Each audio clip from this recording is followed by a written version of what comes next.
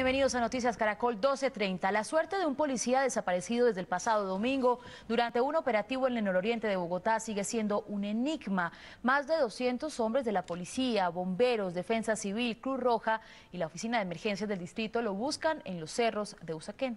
Nadie sabe dónde está este policía. Noticias Caracol sigue de cerca este extraño caso que se suma a los intensos operativos de búsqueda que se adelantan en zonas rurales de Florida y Pradera, en el Valle del Cauca, donde fueron secuestrados también dos policías. Estamos en vivo desde los puntos de información y vamos primero a Villanilla, esto es en el nororiente de Bogotá, con Julián Ríos. Julián, ¿hay pistas? ¿Qué se sabe del paradero de este policía? Muy buenas tardes, pues precisamente no hay absolutamente ningún resultado positivo que nos dé una pista o que les dé pistas a las autoridades sobre el paradero de este policía. Hasta este sector han llegado los familiares, incluso el padre, la novia, la mamá, la suegra del uniformado para buscarlo, incluso ellos por su propia cuenta. Pero yo les voy a reconstruir el momento, los últimos momentos que vivió el policía mientras que desaparece. La policía nos ha descrito que llegan hasta este punto, llega con un compañero, caminan por este sendero, pero aquí se dividen. Es aquí cuando Jairo Díaz toma este sendero. Él camina por este lado con su radio de comunicaciones, su chaleco, viene caminando hacia este lado, pero aquí adelante hay un abismo de unos 800 metros. Llega hasta este sector y es aquí cuando desaparece. Aquí incluso también vinieron sus familiares a buscarlo.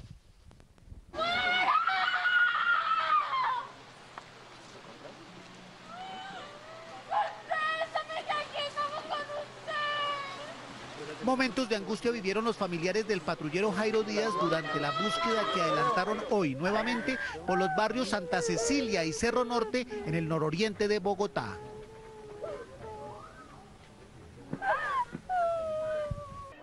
El padre del patrullero se unió a la búsqueda en todos los lugares y los sectores donde él cree que su hijo está secuestrado. Él lo tienen encaletado por aquí. Pero arriba, quién sabe, pensaba muy bien, pero él lo tienen por aquí encaletado. En un subterráneo, por eso tienen cuidado. Este humilde campesino preguntó en cada casa por el paradero de su hijo. No lo ha visto, no veo nada. Ayer, no, el domingo a la hora del no vio nada. Yo entro a los pollos y no vuelvo a salir. Esa es la casa mía. La policía no ha podido descifrar el misterio del paradero de este miembro de la institución, pero la familia cree que está secuestrado. Señor Díaz, ¿usted cree que ya está secuestrado su hijo? Él está secuestrado. ¿Y qué le piden a los secuestradores? Que lo liberen, que lo traten bien, que no le vayan a hacer nada, que tengan paciencia con él, que no le van a hacer nada, por Dios bendito, que lo cuiden, que él es un muchacho bueno, que no es malo, que no ha hecho nada malo, que lo larguen, que si lo tienen que lo larguen, que de nada le sirve tenerlo por allá escondido, guardado. La familia Díaz seguirá buscando en todo el sector y espera que su drama termine pronto con el regreso del uniformado. 50 horas lleva desaparecido el patrullero Jairo Díaz. Estamos en este momento en el Cerro Norte, es el barrio que comunica en los cerros nororientales y detrás mío está el barrio Santa Cecilia. En este punto las autoridades han buscado intensamente, incluso un equipo de Noticias Caracol también ha estado permanentemente en este lugar. Juanita Gómez, ¿qué le han dicho las autoridades, usted que ha estado permanentemente en este lugar? Precisamente, Julián, las autoridades no cesan en el intento por encontrar al patrullero Jairo Díaz, ya completa más de 50 horas desaparecido. Han decidido extender su rango de búsqueda hacia el oriente y hacia el norte para tratar de abarcar, digamos, toda esta zona de Cerro Norte y de Santa Cecilia. Además, han decidido desde esta mañana empezar a distribuir volantes como este, en el que aparece la foto de Jairo, del patrullero Jairo, y se ofrece 20 millones de pesos por información veraz que con su paradero. Así precisamente transcurrió hoy el operativo. Mientras las autoridades buscan al patrullero Jairo Díaz, el coronel Reinaldo Rojas, comandante de la localidad de Usaquén, intenta esclarecer por qué desapareció. Su hipótesis continúa apuntando a una retaliación por parte de las bandas que operan en la zona. Todo lo que entre es requisado, lo que sale es requisado por 4 sectores que tenemos específicamente determinados. Al interior del cerro también tenemos patrullas requisando a todo momento. Desvirtuó que lo hayan trasladado de la zona para ser entregado a otros grupos armados. Tenemos bloqueada prácticamente todo el cerro, precisamente es con esa situación, ¿no? Que si se llega a dar ese caso, pues tener forma de reaccionar. Más de 200 hombres trabajan en el operativo para ubicar al uniformado de 21 años. entrando casa a casa, entregando volantes por todo el sector del cerro, Santa Cecilia, Cerro Norte, Villanidia. Y tenemos la parte alta Carabineros haciendo control con un grupo especial que llamamos el GOES. Los patrulleros que acompañaban a Díaz la tarde que desapareció están rindiendo versión como parte de la investigación que adelanta la policía. Precisamente pues las autoridades ahora analizan si se pudo haber tratado de un secuestro. Hay versiones que muy posiblemente el patrullero Jairo Díaz puede estar retenido en una casa en este sector. Han entregado a las autoridades un nuevo teléfono, que es el 314-859-6550. Juanita Gómez y mi persona seguiremos aquí adelantando pues todas las labores periodísticas para poder ayudar en algo, para poder ubicar al paradero de este policía. Es la información que se presenta desde el Cerro Nororiental de Bogotá. Juanita Gómez, Julián Ríos, Noticias Caracol. Julián, nos repite el número de teléfono, por favor, 315-859. 314-859-6550. 314-859-6550 es el teléfono que han entregado las autoridades. Juanita, Julián, muchas gracias. Estamos atentos a esta búsqueda. Entre tanto, en el Valle del Cauca, las autoridades reforzaron los operativos de búsqueda de 2 patrulleros de la policía que habrían sido secuestrados por las FARC. Vamos por esto con Carlos Gutiérrez, quien está en Florida, Valle del Cauca, donde policía y ejército trabajan intensamente. ¿Qué se sabe de los uniformados? Carlos, buenas tardes. Mabel, buenas tardes. Pues de acuerdo con la información oficial es que los 2 investigadores aún permanecen en límites entre los departamentos de Valle del Cauca y Cauca, particularmente en la jurisdicción del municipio de Florida. Entre tanto, hay preocupación por parte de indígenas de un resguardo asentado en la parte alta de esta localidad vallecaucana por el abandono de estos 3 vehículos que podrían estar cargados, según dicen los nativos, por artefactos explosivos. Los habitantes del Cabildo Indígena San Juan Páez, asentado en la parte alta de Florida, en el Valle del Cauca, aseguran que sienten temor, porque las 3 camionetas que fueron abandonadas en su resguardo pueden contener artefactos explosivos. Que es un sector donde está pues creando la educación indígena, y entonces pues nos preocupa mucho esa situación porque como está la situación de orden público. Ante la preocupación, los indígenas insisten en que es necesario que los organismos de derechos humanos del departamento intervengan. Para nosotros es muy extraño esos vehículos que estén ahí, porque no son de nuestra región y nos preocupa mucho. El general Jorge Humberto Jerez, comandante de la Fuerza de Tarea Apolo, anunció que un grupo de élite antiexplosivos estará en las próximas horas en el lugar. Bueno, las tropas están llegando ya al área donde están los vehículos. Tenemos la información puntual de que son vehículos que están con explosivos y queremos dejarle la vía expedita a los indígenas y a los campesinos que viven en la región para que puedan movilizarse sin problema. El secretario de Gobierno de Florida, Ramiro Moncada, aseguró que los habitantes de la zona montañosa del municipio le revelaron que los policías retenidos aún siguen en la localidad. No, estos 2 muchachos de la Policía Nacional se sigue recibiendo información que están en el área rural de la jurisdicción de Florida. Ojalá no los dejaran por ahí para que vuelvan a estar en familia. Los investigadores de la policía, Víctor Alfonso González y Cristian Camilo Yate, fueron secuestrados por las FARC en zona rural de Palmira el pasado viernes. Se espera que en las próximas horas un grupo élite antiexplosivos del grupo de Fuerza de Tarea Apolo lleguen exactamente donde se encuentran ubicados o abandonados estos automotores. Entre tanto, otro grupo también élite anda tras la búsqueda de estos 2 investigadores de la Policía Nacional secuestrados el pasado viernes en zona rural del municipio de Palmira. En la parte montañosa de Florida, en el Valle del Cauca, Carlos Gutiérrez, Noticias Caracol. Pues frente a lo que sucede allá donde usted está, Carlos, es decir, el secuestro de estos 2 policías, hay una pregunta que muchos se hacen y es ¿qué buscan las FARC con el secuestro de los 2 policías y con las acciones terroristas de los últimos días? La guerrilla cree que este tipo de acciones dan puntos en la mesa de negociación con el gobierno. Noticias Caracol habló con los expresidentes Álvaro Uribe y César Gaviria. Esto dijeron. El expresidente César Gaviria confió en que las FARC no hayan secuestrado a los 2 uniformados para buscar ejercer presión en el proceso de paz. Yo no creo que secuestren 2 policías para ese propósito, pero pues lo pueden hacer. Ellos ya tomaron esa costumbre de secuestrar gente para usarla, para usar esos secuestros con resultados políticos. No creo que hayan conseguido nada, creo que la vez pasada les fue bastante mal. Por su parte, el expresidente Álvaro Uribe criticó que se negocie con un grupo guerrillero que comete actos de terrorismo. Yo sé que es peor si el secuestro terrorista de nuestros policías o la permisividad del gobierno de dialogar con el grupo terrorista secuestrador. Mientras que el presidente Santos dijo que era previsible que al terminar el cese del fuego unilateral de las FARC cometieran este tipo de actos terroristas. Pues entre tanto, en Caquetá se presentan duros combates entre el ejército y el bloque sur de las FARC, que hasta el momento dejan 4 militares heridos. Los enfrentamientos se registran en zona rural de la Unión Penella, municipio de Montañita, en el norte del departamento. Tropas de la 6ª División combaten a guerrilleros del Frente 15, los mismos que secuestraron al periodista francés Roméo Langlois. Los heridos fueron trasladados de urgencia en helicóptero hasta una clínica del centro de Florencia. A esta hora las operaciones continúan en la zona. 12:42 minutos y esta es la otra historia que ocupa la atención de los colombianos. Un joven músico de Colombia, nacido en Valledupar, se convirtió en una de las nuevas víctimas de la violencia en México. Las autoridades de ese país confirmaron que Heiner Cuellar fue asesinado junto a sus compañeros del grupo Combo Colombia. Vamos en vivo a México con Yadid Valdés de nuestro canal aliado TV Azteca. ¿Qué detalles se conocen de esta investigación por este crimen, por esta masacre? Buenas tardes. Así es, ¿qué tal? Muy buenas tardes. Y las autoridades mexicanas han revelado que este ataque sí iba directamente contra estos 18 integrantes de la agrupación, donde desafortunadamente pierde la vida este joven colombiano. Y a pesar de que ya se están implementando diversos operativos y aún no se conoce exactamente el móvil del ataque, pues no hay pista de los agresores. Escuchemos la siguiente información. El cuerpo de Heiner Cuellar fue hallado dentro de una fosa común en el estado de Nuevo León, norte de México. Así lo informó el vocero de gobierno de la región. La persona número 2, Heiner Iván Cuellar Pérez, originario de Colombia, y se dice que era el tecladista del grupo.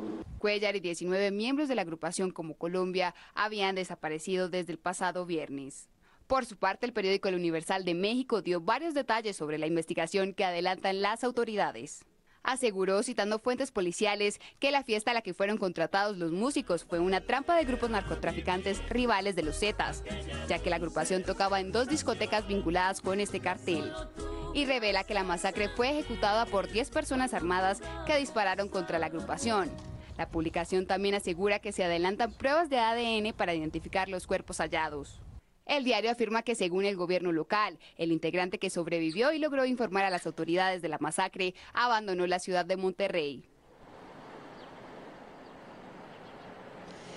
Y de esas víctimas, 11 ya fueron identificadas de manera oficial, entre ellas este joven colombiano que ya fue entregado a sus familiares, pero repetimos, no hay pista de los agresores y obviamente estaremos al pendiente para dar a conocer más detalles sobre la identificación del resto de las víctimas y de los cuerpos que aún faltan por rescatar. Es mi reporte y muy buenas tardes. Claro, Yadid, gracias. Un saludo para usted y en México. Y Noticias Caracol además habló en Valledupar con la familia del joven músico que fue asesinado en ese país, en México. Por esto vamos en vivo con Martín Elías Mendoza. ¿Qué dicen los familiares del artista, Martín? Buenas tardes, Mabel. En Valledupar los familiares del joven pianista manifiestan que tienen incertidumbre, pues están tardando los trámites para repatriar el cuerpo a Valledupar, porque al parecer se encuentra en avanzado estado de descomposición. Ellos piden apoyo tanto de las autoridades de Colombia como de Venezuela para poder regresar a su ser querido a esta tierra. En Valledupar, los familiares del joven pianista Heiner Cuellar Pérez, integrante de la agrupación Combo Colombia, cuyos integrantes fueron asesinados en México, piden celeridad en el proceso de repatriación del cuerpo. Yo quiero tener el cuerpo de mi hijo acá, porque yo no quiero que mi hijo se quede allá. Yo hace 2 años y medio no lo volvimos a ver. Yo quiero ver a mi hijo por última vez y que sea enterrado acá en Valledupar. El padre de Heiner recuerda cuando su hijo viajó en búsqueda de un mejor futuro. Me dijo que había muchas propuestas, en que entonces estaba pensando cuál, y hasta que, bueno, un día se decidió por el Combo y pues nosotros le decimos, qué bien, hijo. Y no perdía las esperanzas de volverlo a abrazar. Durante todo este proceso siempre tuvimos la esperanza de que mi hijo estuviese vivo y varios de sus compañeros. Los artistas vallenatos con quienes compartió escenario destacaron sus virtudes. Un muchacho muy de su casa, un muchacho muy atento a sus estudios como músico. Fue un niño muy precoz en la parte musical y sorprendentemente se paseó por muchos escenarios con agrupaciones reconocidas. Aunque se desconoce la fecha, en la capital del Cesar se prepara el recibimiento del féretro del pianista de 24 años. Caracol Noticias encontró un video en el que es entrevistado Heiner Cuellar 10 meses después de haber llegado a México haciendo parte de la agrupación Combo Colombia.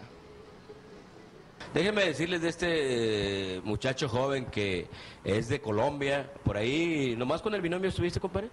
No, o sea, estuve con el binomio los últimos 4 años antes de entrar al Combo Colombia, pero antes estuve trabajando en otros grupos conocidos de allá. ¿Como cuáles? Aquí también los conozco. Estuve en Ernesto Mendoza cuando estaba con Rolando Ochoa, en Luis Fercuello, estuve haciendo trabajos para la gente de Omar Geles.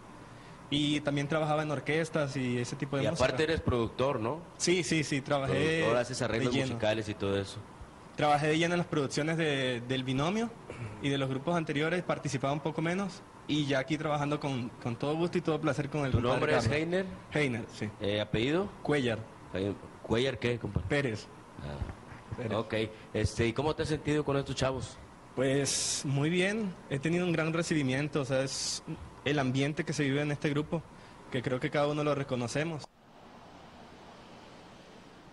Ahí estaba Heiner Cuellar 10 meses después de haber llegado a México. Recordamos que él hace 2 años y medio partió de Valledupar buscando mejor suerte en tierras mexicanas, donde se registró su muerte la semana anterior. Esta es la información con Martín Mendoza desde la capital del Cesar para Caracol Noticias. Y a esta hora además nos llega un informe de nuestro canal aliado Band News con lo último sobre esta tragedia y la investigación que adelantan las autoridades por lo ocurrido. Beatriz Correa tiene todos los detalles. Saludos, aliados de Caracol. La justicia bloqueó los bienes de los propietarios de la discoteca donde ocurrió una de las peores tragedias de Brasil.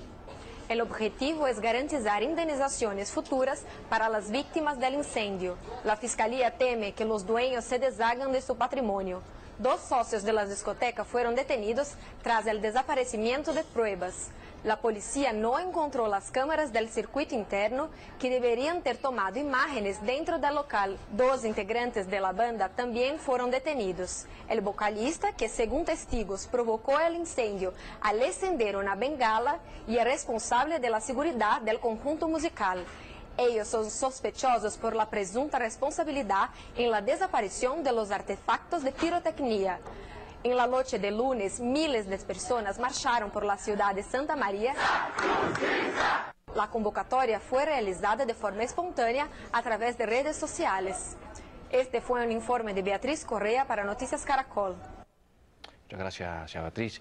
¿Quién no ha ido a un bar o una discoteca en Colombia?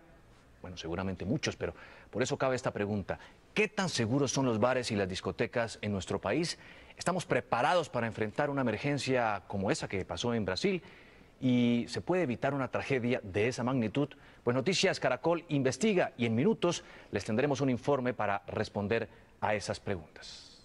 Eso en minutos. Y Noticias Caracol también le hace seguimiento al caso del niño colombiano que fue encontrado el pasado 10 de enero en Guatemala junto a su madre, quien fue asesinada en ese país. En las últimas horas el pequeño se reencontró con su familia materna. El siguiente es un informe del periodista Selvin Rustrián de TV Azteca, Guatemala.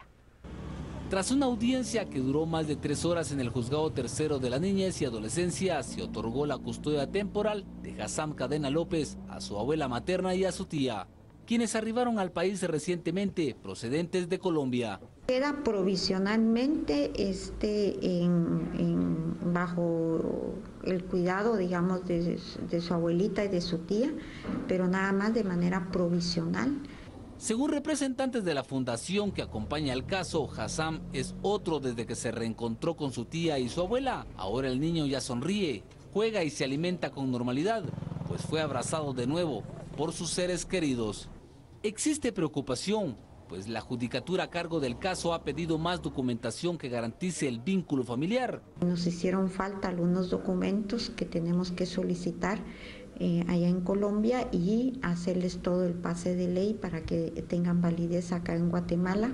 Hassam fue localizado en la antigua carretera a Matitlán, junto a su madre, la ciudadana colombiana María Angélica Cadena y el guatemalteco José David Corado, quienes fueron asesinados el pasado 10 de enero. Las autoridades en Cali investigan el asesinato de un concejal de Buenaventura que fue atacado por sicarios en las últimas horas en el sur de la capital del Valle. Estamos en vivo con Eduardo Manzano. ¿Ya hay algún capturado por este crimen, Eduardo? Buenas tardes.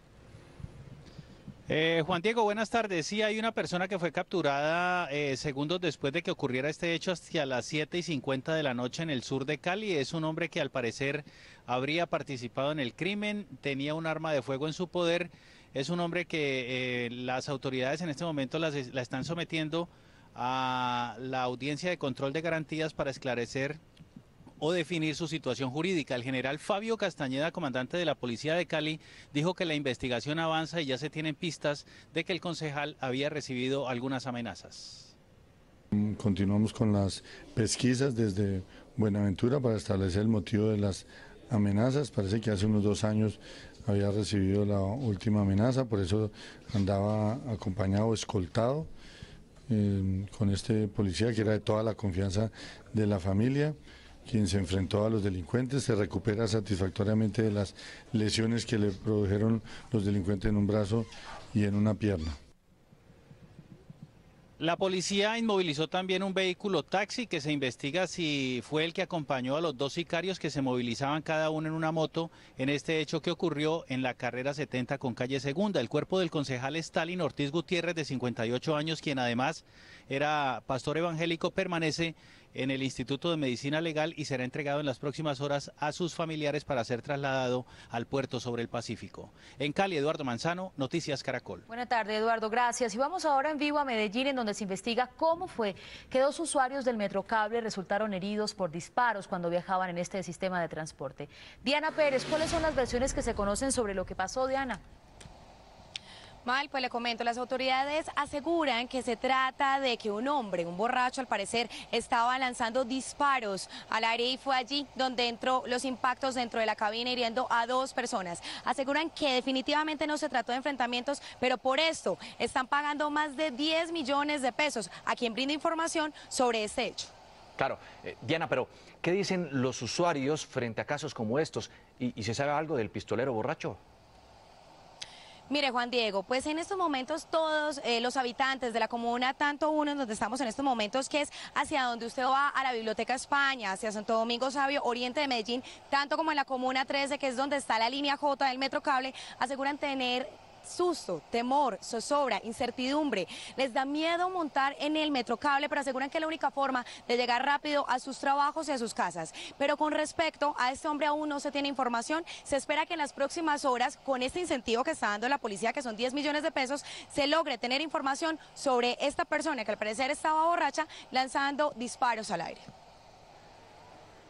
Con incertidumbre y zozobra, se suben los usuarios a la línea K y J del Metrocable de Medellín, cada mañana llegar a sus trabajos. Muy inseguro, uno por acá no puede salir hasta cierta hora porque con miedo, porque en un bus también no tiene peligro, porque lo paren por ahí, un enfrentamiento, uno no sabe tampoco.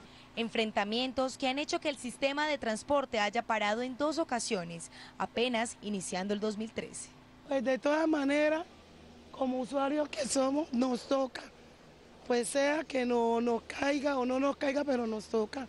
Balas perdidas que dejaron 2 heridos en las últimas horas y que según información no se trató de enfrentamientos sino de borrachos. Se trató no de una reyerta entre combos, no de una dificultad de seguridad, sino simplemente de ciudadanos que en condición de ebriedad en la parte baja estaban haciendo disparos. Ante el caso, las autoridades ofrecieron 10 millones de pesos por información, con el fin de que la comunidad no le dé temor denunciar y así acabar con la violencia en las comunas de Medellín.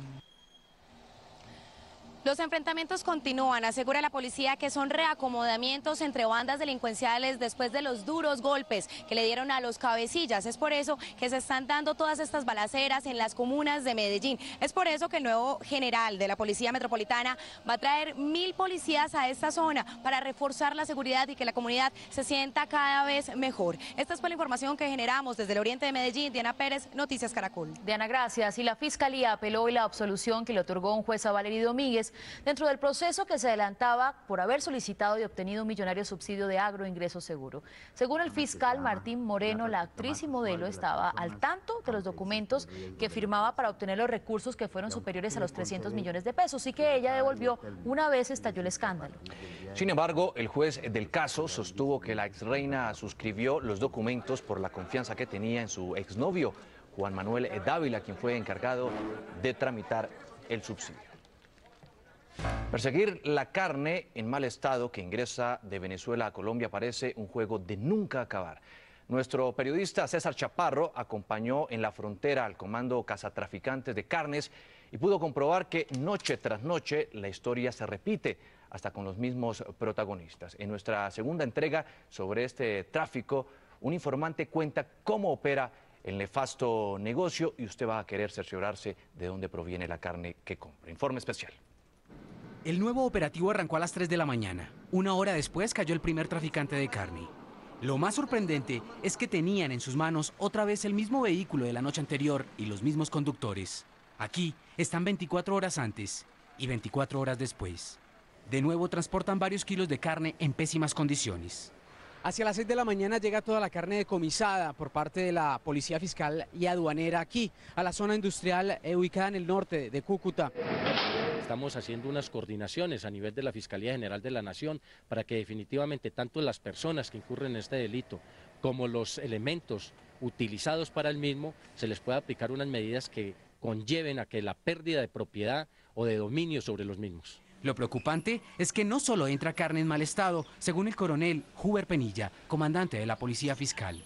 Animales que han sido pasados desde países vecinos, en este caso Venezuela, hacia Colombia, en unas condiciones de salubridad lamentables. Es así como durante los últimos 3 meses se han ubicado algunos mataderos clandestinos, donde en uno de estos pudimos encontrar prácticamente 120 animales que estaban en unas condiciones bastante deplorables. La carne había sido ya también llevada a ciertos expendios. A pesar de los esfuerzos, centenares de kilos de este tipo de carne siguen vendiéndose en algunas tiendas del país, de acuerdo con el secretario de Salud de Cúcuta, Mario Sánchez. Se encuentra que no ha sido adecuadamente refrigerada, entonces tiene descomposición con cambios de coloración en fragmentos o en partes específicas que se nota a la inspección visual, incluso con ya contaminación de material vivo, orgánico, como son gusanos. La situación tiene alarmadas a las autoridades de la capital norte santanderiana, así lo confirma el alcalde de Cúcuta, don Amaris París Lobo.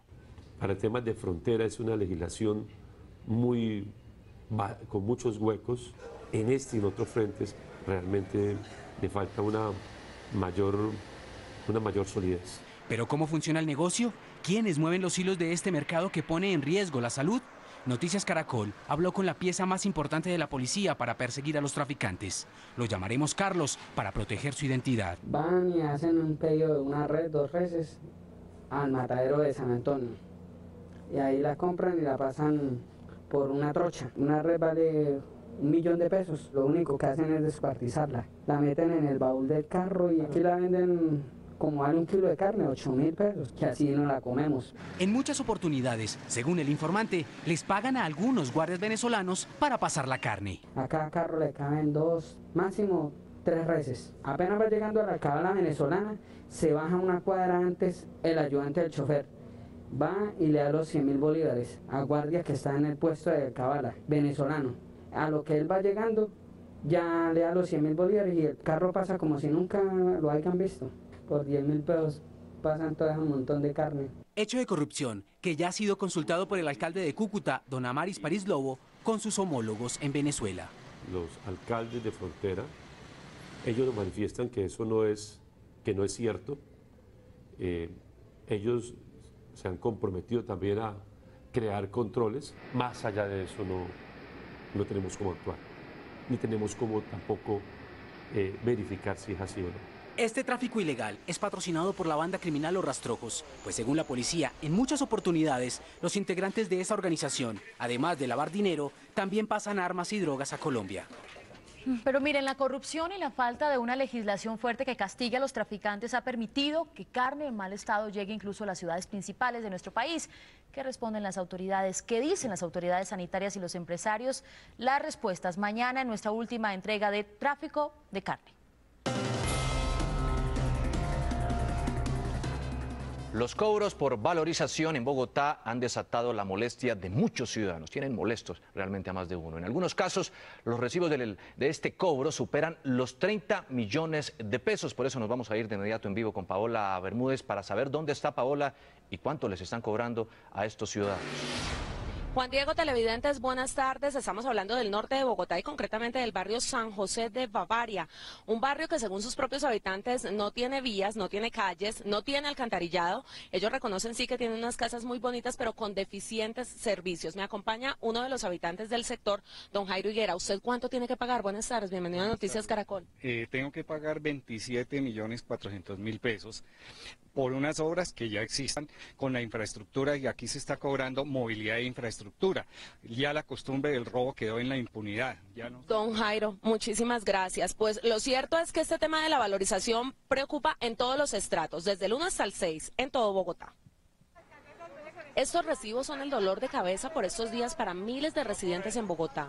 Según ellos, los pagos no tienen resultados visibles. Para la valorización que pagamos, deberíamos de tener una vía muy buena. Este recibo está por 470.000 pesos. Una valorización donde estamos viviendo entre los huecos y las casas ya están cayendo. En sectores exclusivos como San José de Bavaria, en el norte de Bogotá, sus habitantes consideran excesivos los cobros. Yo, por ejemplo, tengo que pagar 7.900.000 pesos este año, habiendo pagado hace 2 años 8.900.000. Y conozco de vecinos que tienen que pagar 35 millones de pesos por la misma valorización, con obras que están a más de 40 cuadras de distancia de nuestro predio. Pero ¿cómo se calcula el valor del recaudo? ¿Qué factores se tienen en cuenta? Que usa como método las áreas de influencia, es decir, un conjunto de obras en las cuales pagamos todos. No necesariamente las obras están alrededor específicamente de nuestros predios, están en unas grandes áreas de influencia, y esto funciona, como lo hemos explicado, como una vaca. Es decir, entre más contribuyentes en una área de influencia, pues menor la contribución. Para el funcionario, los altos cobros en San José de Bavaria tienen una razón de ser. Pues es un barrio de estrato 5 con unas casas y especialmente unas áreas de terreno pues muy grandes por encima del promedio de ciudad, contribuciones muy altas asociadas a un beneficio directo, una obra que tenemos allí, la ampliación de la calle 170. Según el IDU, hasta el momento han atendido 800 reclamaciones.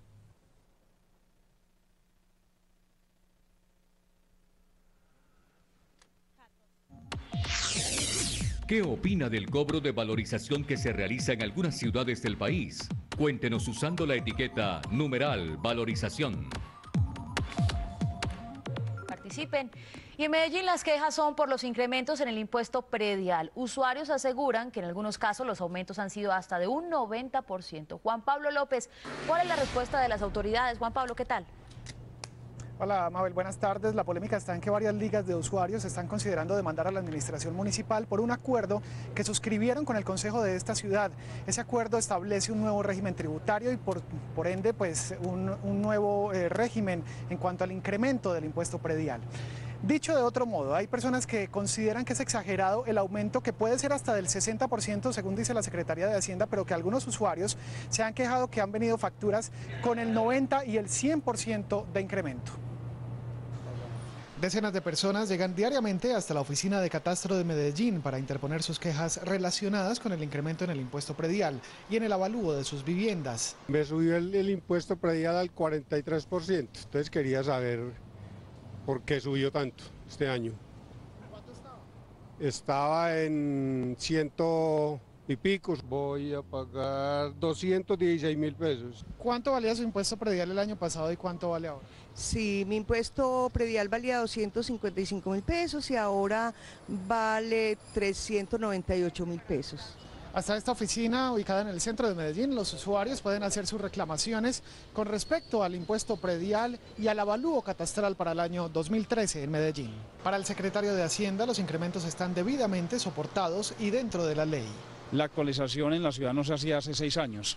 Y en este momento se está llevando a cabo, entendiéndose que la actualización era la que no se hacía, pero sí hemos hecho depuraciones constantes. El funcionario hizo un llamado a los usuarios para que soliciten la revisión de sus facturas para aclarar posibles inconsistencias. Mira, varias claridades, 2 en total. El incremento del avalúo catastral nada tiene que ver ni con el salario mínimo, ni con el índice de precios al consumidor, ni con nada de eso. Tiene una dinámica distinta a la propiedad raíz. Y segundo, en Medellín 888.000 predios fueron sometidos a procesos de actualización y de ellos 101.000 predios disminuyeron el valor de su impuesto predial. Información desde Medellín, Juan Pablo López, Noticias Caracol. Muchas gracias, Juan Pablo. Y vamos ahora en vivo a la Procuraduría General de la Nación, en donde a esta hora se adelanta una audiencia de conciliación con la familia de Rosa Elvira Celi, la mujer que fue violada y asesinada en el Parque Nacional el año pasado. Rocío Franco está allí en el Ministerio Público. ¿En qué va a terminar o cómo va a resolverse esta diligencia? Rocío, buenas tardes.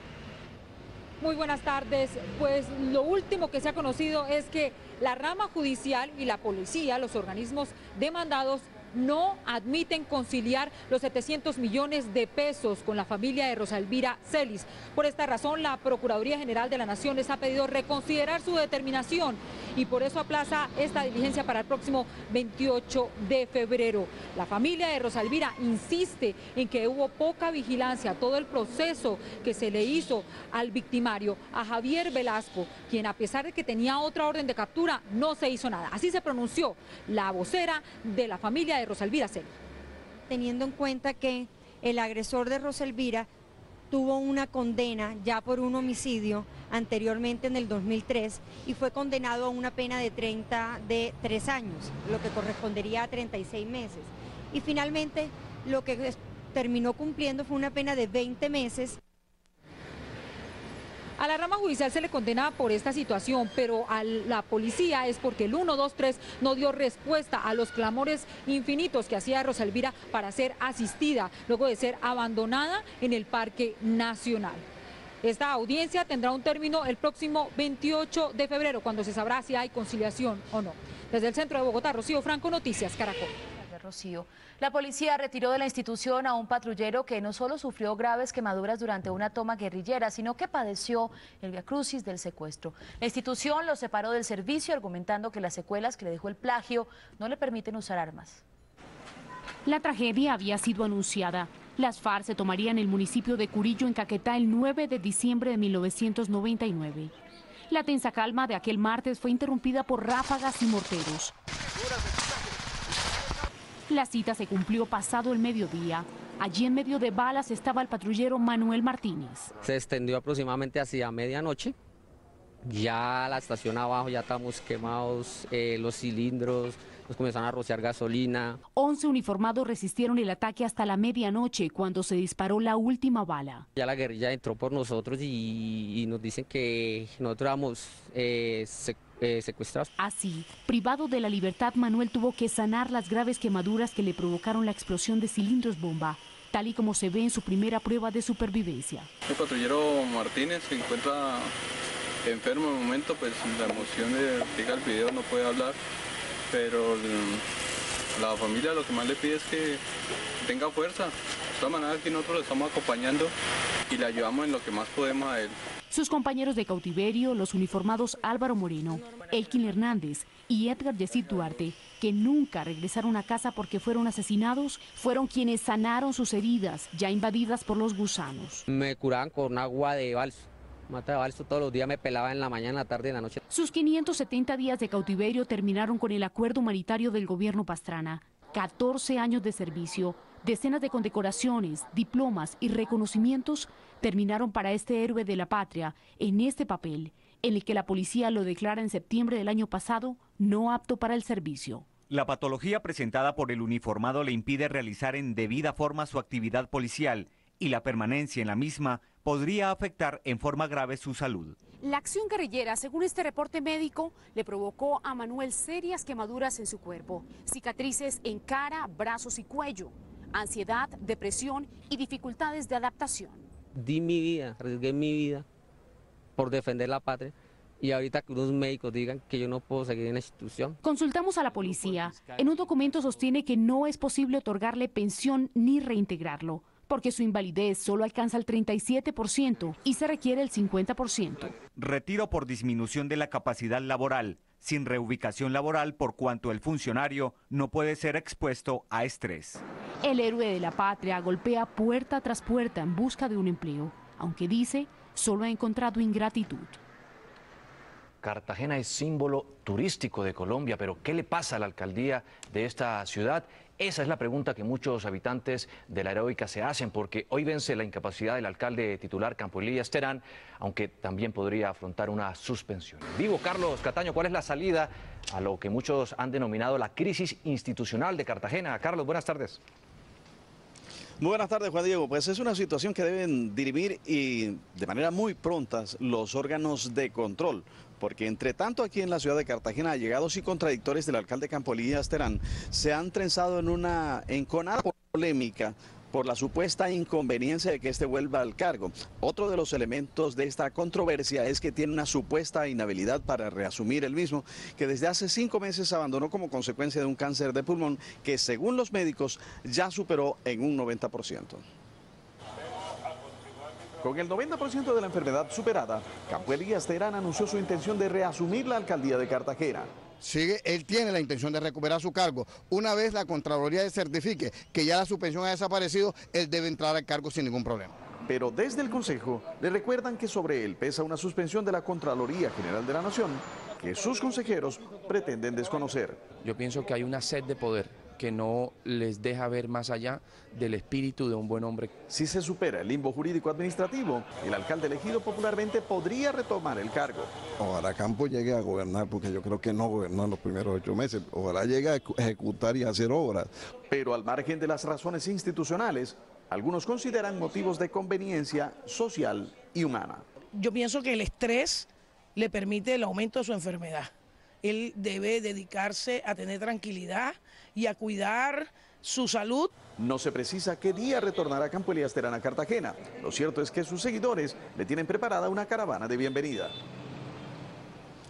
Y se anuncia una caravana adicional y sería desde su residencia en la zona norte de esta capital hasta su despacho en la alcaldía de Cartagena, que está ubicada en el centro amurallado. Por el momento es toda la información. En Cartagena, Carlos Cataño Iguarán, Noticias Caracol. Gracias, Carlos. Seguimos en la costa Caribe, en Soledad Atlántico. Una comunidad denuncia que sus viviendas fueron construidas sobre una línea de conducción de gas. Margarita Ariza tiene la historia. ¿Qué va a pasar con las familias, Margarita?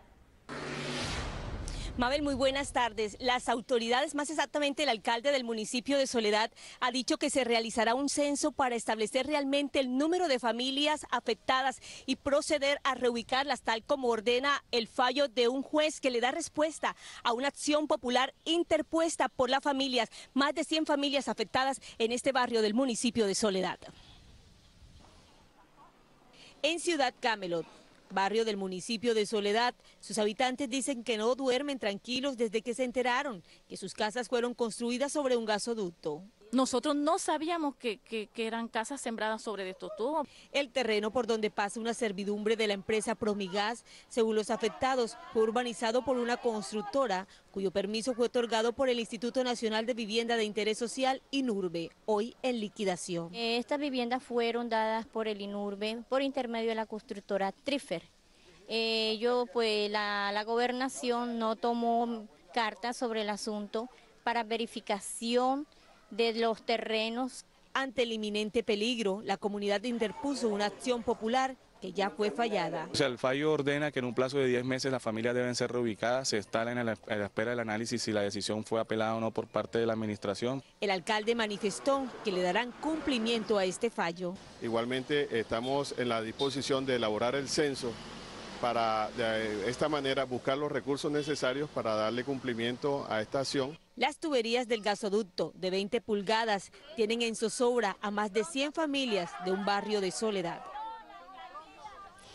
Los habitantes de este barrio afectados, aquí como pueden ver, tienen algunas pancartas aprovechando las cámaras de Noticias Caracol para exigir la pronta reubicación, la pronta presencia de las autoridades, pues ellos tienen mucho miedo, dicen que no duermen, están atemorizados. El alcalde ha dicho que se reubicarán en las familias que tiene proyectado el gobierno nacional. Desde el municipio de Soledad, Margarita Ariza, Noticias Caracol. Gracias, Margarita. Y la policía de Caldas capturó a un hombre señalado de extorsionar a su exesposa pidiéndole 4 millones de pesos a cambio de no atentar contra su vida. En este video del Gaula, grabado en una calle del centro de Manizales, se ve al hombre de chaqueta negra hablando con su víctima, la mujer que lo había denunciado y quien le entregó un paquete donde supuestamente iba el dinero que le exigía. Segundos después, que hacía la extorsión mediante llamadas, era el exesposo de la víctima. Y en Puerto Gaitán aún no se han podido controlar varios incendios forestales que han consumido más de 800 hectáreas de bosque nativo. Según las autoridades, las conflagraciones se deben a las altas temperaturas que se registran en los llanos orientales. Bomberos, apoyados por helicópteros de la Fuerza Aérea Colombiana, intentan desde el aire controlar las emergencias. En total son 4 los incendios que continúan activos en las sabanas del municipio de Puerto Gaitán. La Corporación Ambiental del Meta mantiene la alerta roja en los 19 municipios del departamento del Meta. Y esta es una buena noticia. Hoy se hizo la reapertura del comedor comunitario del Bronx, que beneficiará a 250 habitantes de la calle. El sitio fue cerrado durante un mes por amenazas contra sus operadores. Luego de permanecer cerca de un mes cerrado, la Secretaría de Integración Social del distrito reabrió hoy el comedor comunitario del sector del Bronx, en donde se atiende a cerca de 250 habitantes de la calle. Empezar a generar servicios a esta zona de alto impacto con el tema de seguridad, atendiendo directamente a habitantes de calle. La idea es que haya un acompañamiento constante de la policía del cuadrante, pero al mismo tiempo también la ampliación, si nos va bien, con un ejercicio que empiece a meterse en el Bronx. Mientras disfrutaban de un delicioso desayuno, los habitantes del sector pidieron a las autoridades no volver a cerrar el establecimiento. Quisiera que te dejes abierto, que no lo cierren, para seguir viniendo a almorzar. Me parece muy bueno porque es algo que nos motiva a todos nosotros a indigentes de la calle. El director de la Fundación Nuevo Aire, Johairo Álvarez, resaltó la importancia de estos comedores. La gente necesita una oportunidad de vida y el plato de comida que se le da al habitante de calle, de nuestra parte, va acompañado de una voz de aliento, de decirle usted puede salir adelante. Bogotá cuenta actualmente con 175 comedores comunitarios distribuidos en sectores deprimidos de la ciudad.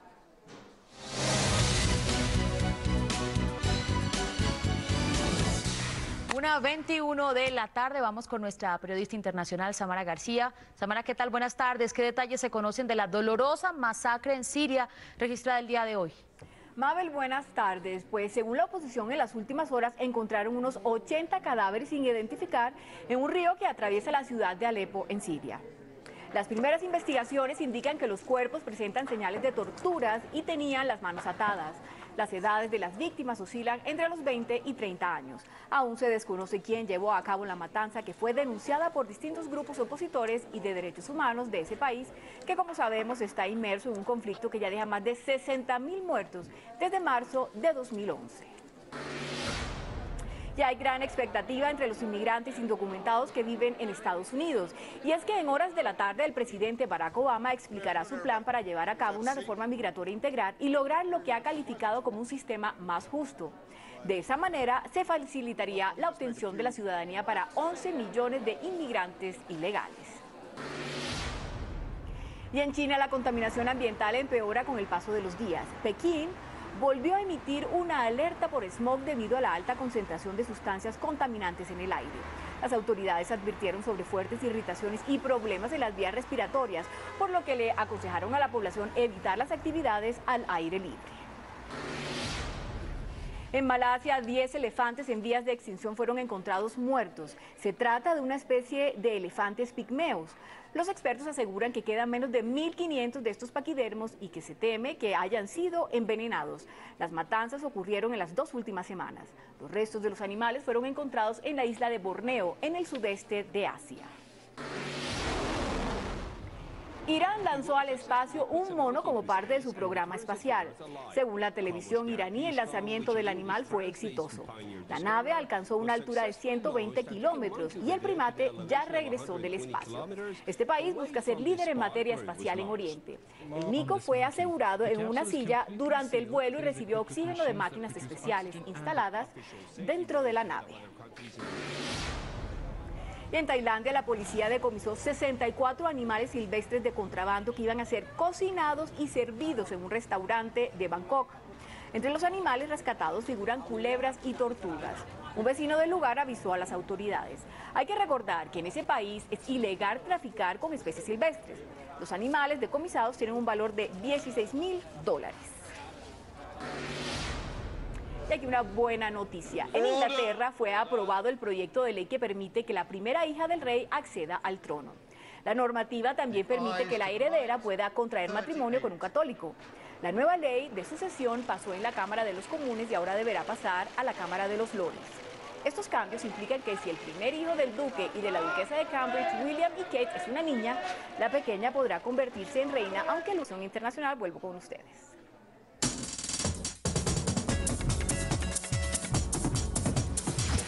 Hoy, en Lo Más Trinado, dos personajes públicos son noticia gracias a sus comentarios en Twitter. ¿De quiénes estamos hablando? Pues le preguntamos a Claudia Leonor Vesga desde nuestra redacción digital para que nos lo cuente. Claudia, buenas tardes. Buenas tardes, Juan Diego. La primera es la ex senadora Piedad Córdoba, quien a través de su cuenta en Twitter promueve el hashtag No al Racismo. Según ella, quienes nunca han sido discriminados por el color de piel no se imaginan lo degradante que se siente. Otro trino que tiene comentando especialmente a los argentinos es el escrito por una colombiana, Ángela Patricia Yaniot. La presentadora de la cadena CNN en español reveló que durante la cumbre de la CELAC, la delegación argentina pidió por anticipado detalles de pisos por los que caminaría la presidenta Cristina Fernández, así como los colores de silla que usaría. Muchos han interpretado este mensaje como una clara alusión a las supuestas excentricidades de la mandataria argentina. Y ahora van a ver esta fotografía que también circula en las redes sociales, la de la estadounidense Pani, quien posa con su corazón en las manos. Ella fue diagnosticada con cáncer e insuficiencia cardíaca y su única salvación era un trasplante. La cirugía fue un éxito y esta fue la foto que quedó como recuerdo. Y para terminar, les tengo un video que ha causado indignación. Circula por YouTube y es este. En él se aprecia cómo un niño de entre 3 y 6 años de edad es obligado a soportar el dolor de un tatuaje en su brazo. El video grabado en Cuba muestra a una mujer, al parecer la madre del pequeño, sujetándolo con fuerza. Tanto la mujer como el tatuador, quienes aún no han sido identificados, han sido objeto de toda clase de críticas. Esto es lo que se mueve en las redes sociales. Los invito a seguir conectados con la mejor información en noticiascaracol.com. Mabel y Juan Diego. Gracias, queda uno en shock con esa imagen de esa mamá. Impresionante, ¿no? Impresionante. Bueno, y si usted quiere ver más Noticias Caracol, entre a nuestra página web www.noticiascaracol.com. 1:36 de la tarde, estamos de regreso y como se los habíamos anunciado, retomamos el tema de la seguridad en las discotecas tras la tragedia ocurrida en Brasil. Es una muy buena oportunidad. Miren, Noticias Caracol empieza a investigar desde hoy qué tan seguros son esos negocios en nuestro país y miren lo que encontramos. Estas imágenes fueron grabadas hace una década en Rhode Island, Estados Unidos, en un concierto. Los juegos pirotécnicos desataron el incendio. Pasaron 30 segundos y nadie se daba cuenta hasta que la banda dejó de tocar. Lo que vino fue el caos, incendio y tragedia. Murieron 100 personas incineradas. Este video lo muestra a diario el comandante de bomberos de Bogotá. Como doctrina, él afirma que estos establecimientos deben tener salidas de emergencia. Como mínimo debe contar con 2 vías. Igualmente debe contar con una señalización para el tema de la evacuación. Cuando son eventos de más de 1000 personas debe haber siempre un carro de bomberos. En el caso de las bengalas, en Bogotá están prohibidas. Las bengalas generan fuego y son reconocidas como los juegos pirotécnicos porque generan fuego. Pero con estas emergencias uno pensaría que el concepto de los bomberos para cualquier negocio debería ser obligatorio. La respuesta aterra. La ley antitrámites prohibió que este concepto fuera obligatorio. Visitamos un reconocido restaurante y discoteca en Bogotá. Aquí las medidas parecen exageradas. Más de 78 extintores, personal capacitado y todas las medidas de seguridad. Las razones son elementales. Aquí vienen seres humanos. Lo que tenemos que mirar son las vías de la gente que estamos teniendo en nuestro establecimiento. Cada establecimiento debe tener un plan de emergencias. Quien controla este tema es la policía. Las visitas se hacen los fines de semana, pero aún no hay estadísticas de negocios sellados por deficiencias en materia de incendios. Esta es una de las secciones que más me gusta. Hoy los Pinto nos pintan las medidas que adoptó el Banco de la República en las últimas horas, como la rebaja en las tasas de interés y la compra masiva de dólares. Aquí nos explican qué impacto tendrán en nuestros bolsillos.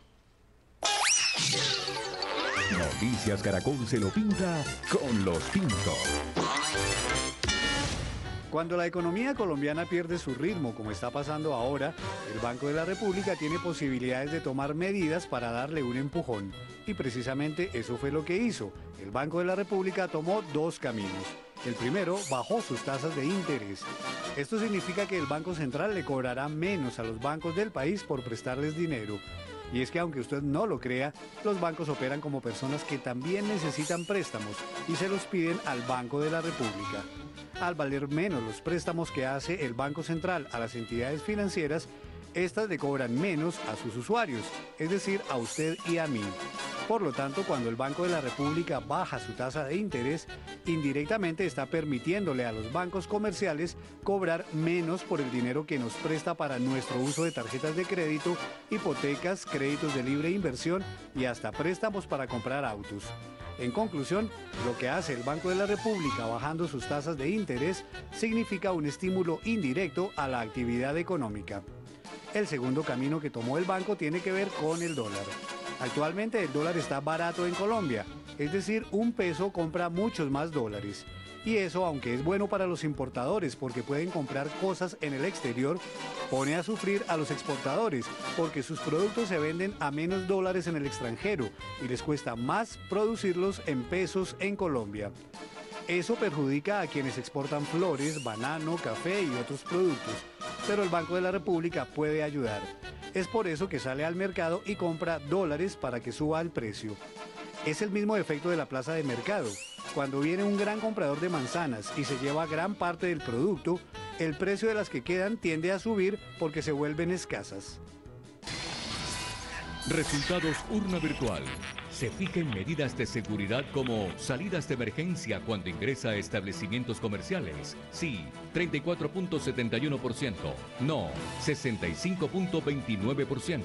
Total votos, 5.341.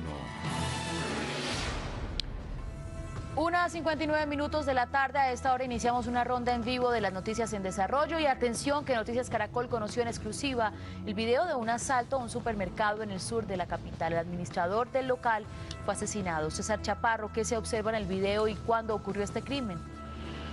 Mabel, muy buenas tardes. Pues en el video se observa cuando 3 delincuentes, 2 de ellos ingresan por la puerta izquierda, el otro ingresa por la puerta derecha. Intimidan al administrador que se encontraba justo en la caja de esta tienda que están observando ustedes, que se llama Gran Plaza, y el administrador trata de evitar ser atracado. Uno de los delincuentes saca un revólver y le dispara en 2 oportunidades. Ahí el hombre cae, asesina. Mientras tanto, los delincuentes salen corriendo por esta calle que ustedes ven, y allí en esta esquina los estaba esperando un taxi. Allí se montan y huyen. Esto ocurrió el pasado sábado a las 5:30 de la tarde, cuando varias personas de esta zona estaban haciendo mercado en este sitio. El supuesto delincuente ingresa hacia las 5:30 de la tarde al supermercado ubicado en Kennedy, sur de Bogotá. Mientras habla por teléfono celular, recorre el sitio para identificar a los empleados y confirmar que no haya guardias.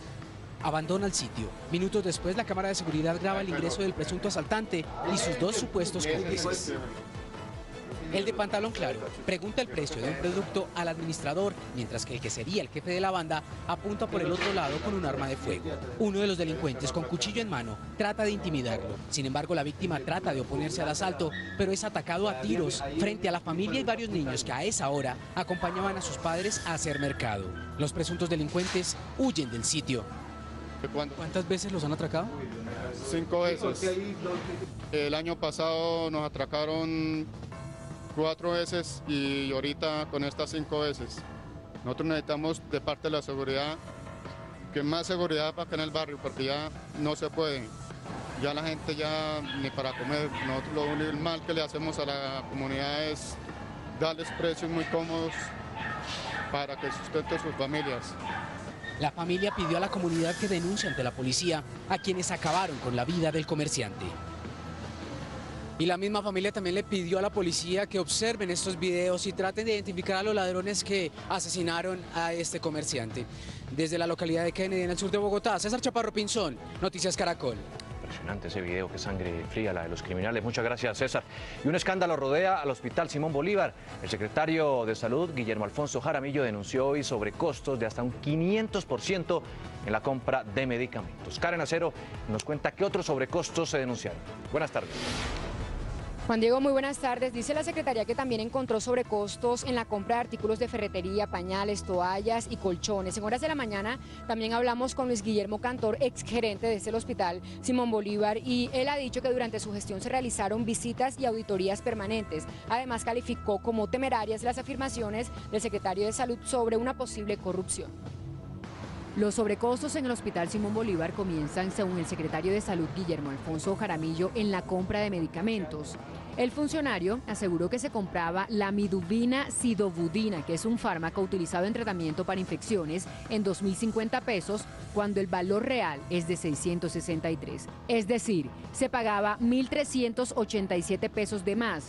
Igual pasa con la lamidubina por 150 miligramos. Se pagaba 1.875 y costaba 375 pesos. Y el salbutamol, que se compraba a 16.200 pesos y el valor real era de 4.166. Jaramillo también reveló: había médicos que trabajan con el hospital, pero también cobraban como privados haciendo el mismo trabajo. Y se hacía una bariátrica que vale 7 millones de pesos a una persona y aparecía registrada posteriormente como una herniorrafia que vale 479.000 pesos. Entonces había un desangre permanente por... Además, por ejemplo, por un monitor de signos vitales se pagaba cada mes 1.450.000 pesos, cuando en realidad solo vale 900.000. Y en la compra de pañales también se presentaron sobrecostos. Adquirían 3.000 mensuales cuando se necesitaban solo 1.676. Los colchones no se salvaron. Mientras no se necesitaban sino 50 colchones, están gastando 180 colchones mensuales. Las facturas que presentaba el que vendía la gasolina y los vales pasaba por 500.000 pesos y terminaban pagando 1,5 millones. El exgerente del hospital, Luis Guillermo Cantor, respondió: yo no tengo ningún elemento de juicio para pensar que algún hecho de los que hicimos esté enmarcado en ese término. Más bien lo que tengo que decir es que hay un sesgo grande del secretario de Salud de investigar de 2010 para esta fecha y del 2009 para atrás ignorarlo. El secretario dijo que se compraban toallas blancas a 14.500 pesos cuando costaban 6.650 y cobijas antialérgicas a 49.500 cuando el precio real era de 35.000. Se encontró igualmente que elementos como 27 duchas de teléfonos que se pagaron a un costo de 2.310.000 pesos nunca entraron al hospital. Continúan las labores de búsqueda de los dos policías secuestrados por las FARC en límites de los departamentos del Valle del Cauca y Cauca. Carlos Gutiérrez tiene todo el reporte. ¿Qué es lo último? Mabel, pues que se aumentó el número de soldados que están en estos momentos, como dicen ellos, asegurando el área, sobre todo el sector conocido como Cajones, donde fueron abandonados los vehículos y donde al parecer fueron movilizados o transportados estos dos policías. Se nos ha explicado que ese procedimiento para que el personal antiexplosivos llegue a ese punto exacto puede demorar horas o días. Entre tanto, de acuerdo con la información que ha entregado la comunidad a las autoridades civiles, particularmente aquí del municipio de Florida, es que los dos investigadores de la policía que fueron secuestrados el pasado viernes en la parte rural del municipio de Palmira aún permanecen en la zona boscosa del municipio de Florida. Por eso las autoridades también han reforzado los operativos, entre ellos el ejército y la policía. En la parte montañosa de Florida, en el Valle del Cauca, Carlos Gutiérrez, Noticias Caracol. Muchas gracias, Carlos. Y ahora nos vamos a los cerros nororientales de Bogotá, donde sigue la búsqueda del patrullero Jairo Díaz, desaparecido el pasado domingo. Julián, ¿qué es lo último?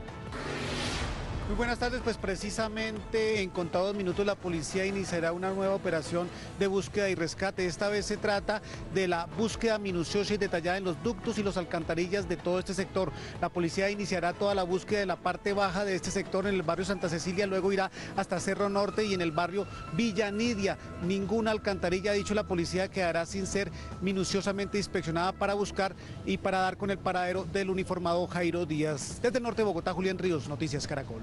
Muy bien, Julián, gracias. Volvemos con nuestra periodista internacional, Samara García. ¿Qué es lo último en el mundo, Samara?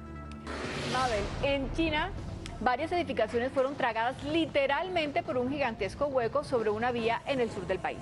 Este es el momento en que 3 torres de un complejo de edificios se derrumban cerca a una estación del metro en construcción en la provincia de Guangzhou.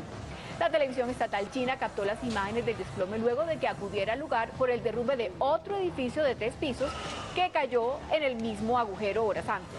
300 residentes fueron evacuados y las calles tuvieron que ser cerradas. Aún se desconocen las causas del accidente. Y miren este llamativo fenómeno natural en Australia. Se trata de grandes cantidades de espuma provenientes del mar que llegaron a las costas de la playa Oxley, en el oriente del país.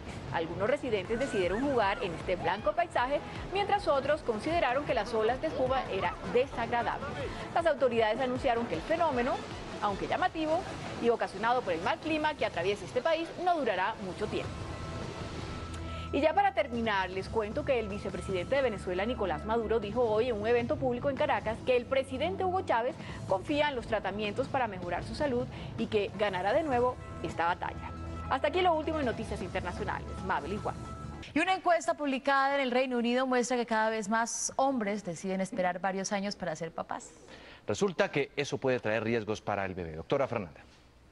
Así es, muy buenas tardes. Pues cada vez hay más evidencia científica de que el proceso de envejecimiento también puede alterar, por ejemplo, la producción y la calidad de los espermatozoides.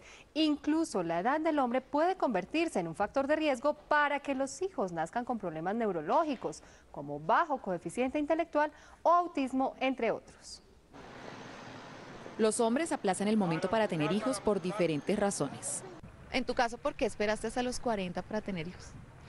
Porque estaba ocupado por ahí dando vueltas y rumbeando, entonces me metí en ese cuento ya tranquilo, ya calmado.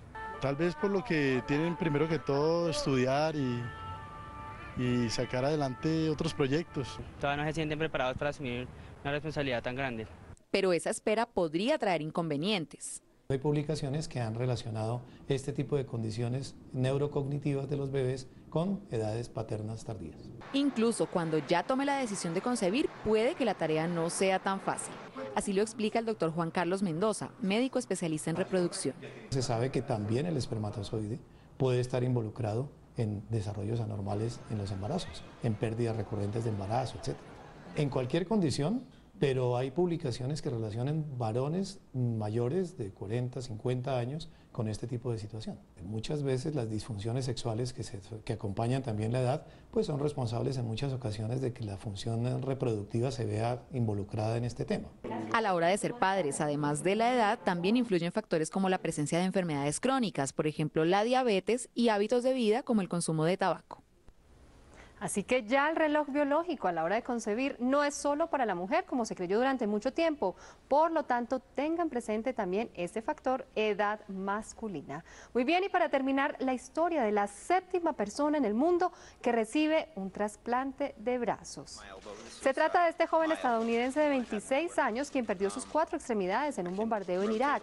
Hoy, un mes después del exitoso procedimiento, cuenta que ha vuelto a la vida, que ya puede hacer algunos movimientos sencillos y que espera recuperarse muy pronto. Lo más novedoso de su caso es que para evitar el rechazo de las extremidades fue sometido también a un trasplante de médula ósea del mismo donante. Muy bien, con esta buena noticia me despido. Feliz tarde. Feliz tarde, doctora. Las tapas de botellas y envases plásticos que todos desechamos pueden cambiarle la vida a un niño que padece de cáncer. Les contamos cómo hacerlo. Esta es la gente que pone el alma a las cosas y hace la diferencia en Caracol y Bancolombia más cerca. En el barrio La Castellana, en el norte de Bogotá, hay un lugar dedicado a los niños repletos de vida. Ellos son niños con cáncer y precisamente por eso son seres que disfrutan el presente con intensidad, que valoran cada minuto como si fuera el único y que respiran con profundidad cada bocanada de aire fresco. Mirar que la vida no es solo vivirlo a lo largo, sino a lo ancho. Y es con la ayuda de miles de personas que esa obra se hace realidad. Para muchos estas tapas no son más que basura, pero para la Fundación Sanar es la posibilidad de ofrecerles asistencia integral a miles de niños enfermos con cáncer en todo el país. Para ellos son tapitas de vida. Las venden a empresas que las convierten en materia prima para nuevos productos de plástico. Y así logran su objetivo de sanar. Olvidar que a uno le dio cáncer. Que la lucha por alcanzar sus sueños es constante y que la enfermedad es solo un reto que son capaces de superar. Sobrevivientes como Angie, quien nos confesó el más grande de sus sueños. Ser presentadora. Y quisimos hacérselo realidad. Y en Bogotá un grupo de rap es la sensación, por eso vamos con Angie Garzón, ahí en el norte de la capital. Angie, adelante. Buenas tardes, José. Nos encontramos aquí en el barrio La Castellana y en contados minutos les vamos a mostrar aquí en tarima este grupo que se llama Nicos y nos va a presentar una canción. Vamos a reciclar para ayudar a los niños de Sanar Yo. Porque tú, reciclando, puedes ayudar. Vamos a esta coleguita. Tiene madera, ¿no? Sí, tiene madera. Gracias a nuestros televidentes. Los invitamos a ver El Precio es Correcto. Noticias Caracol, primero en noticias. Buenas tardes. Buenas tardes.